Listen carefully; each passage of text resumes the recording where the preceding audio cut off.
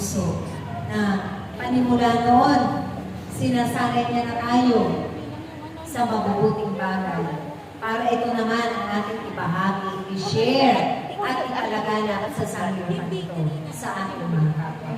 Diba? Ganon kabuti ang Diyos. Ganon siya kadakila sa bawat isa sa atin.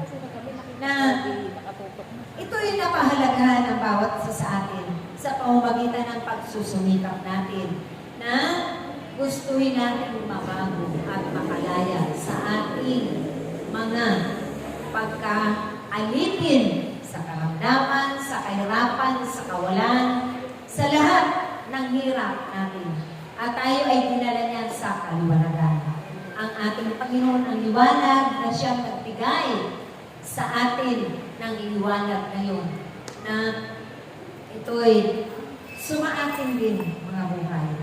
Na tayo rin ang tatanglaw at magliliwanag sa mga nadirimla natin kapwa tayo sa sanlibutan. Kaya ang ating Panginoon, ang salita na nagbibigay buhay, nagkamit na tayo nagkaroon na tayong kabuhay-buhay, may kagalakan na tayo, may kasiyahan na, may kalakasan na, may inspirasyon na tayo sa ating buhay sa panahon iyon. Na yung kanyang naririnig natin na mabuting balita, yung salita niya na nagbibigay buhay, ito na ang panimula para tayo ay linisin ang ating buong katauhan at tuloy-tuloy natin na kilalanin ang ating Panginoon. Amen? Salamat sa Diyos dahil hindi tayo natulad sa iba na magpahanggang ngayon, hindi pa rin. Hindi pa rin nila naririnig yung panawagan ng Diyos. Kaya tayo naman yung magbabahagi ng mga mabubuting bagay na yan para ipaabot natin sa kanila upang maliwanagan din sila.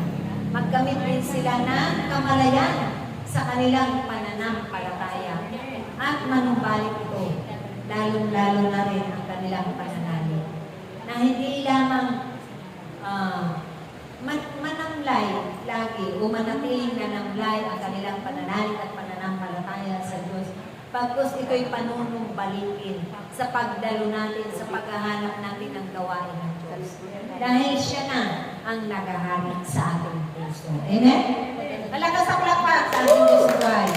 Kaya hanggang umusad ang panahon, hindi lang araw, buwan, taon, hanggang sa umabot na tayo sa bagong Jerusalem. Siya na ang kalooban na ng Diyos ang ating sinusunod. At tunay na kilala na natin ang ating Panginoon. Ganun din ang Ama na sa langit. Amen? At ito'y sumaatin yung kanyang kapangyarihan, ang banal na Espiritu Santo. Kasi sabi nga sa banal na aklat, kayo ay bibigyan ng mga kapangyarihan. Pagkakalooban tayo ng Diyos ng mga kapangyarihan, babaguhin niya ang ating pananalita at ang ating pagkatao. Makakamit natin ng bagong buhay. O, itakamit na natin, di ba po mga kapatid? Sa pagkilala at pagtanggap natin, unang pagtanggap natin sa ating Panginoon, salamat sa Diyos dahil natanggap na natin ang Panginoon. At yun, mula noon, tuloy-tuloy ang pagpapakilala niya sa atin. At tayo naman ay tuloy-tuloy yung pagbabago niya sa atin. Dahil tayo ay sinusunod na, hindi saganan sarili ang ating sinusunod na, kundi yung kalooban ng Diyos. Amen? Malakas sa palakpak sa ating Diyos sa buhay. Kaya, hindi lamang natatapos yun sa pagkilala natin sa ating Panginoon.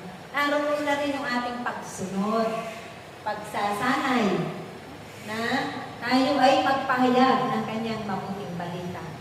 Hindi lamang pinapatutuhanan natin yung mga natanggap natin kapangyarihan, mga natanggap natin biyaya na nagmumula sa kanya, kundi yung lubos na pagpapakilala niya sa bawat isa sa atin.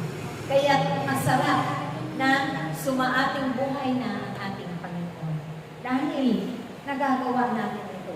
At sa pamamagitan ng banal na Espiritu Santo na lagi nagpapaalala sa atin, nagiging gabay natin sa araw-araw nating paghayo, sa araw-araw nating pagsunod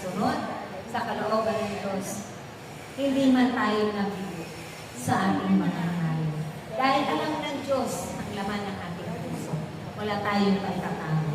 Kaya, sa mga bagay na ito, ay napakapalad ng bawat isa sa atin.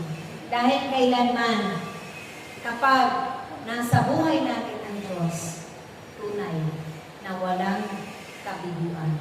Lagi tayo magtatagumpay sa bawat isa. Amen?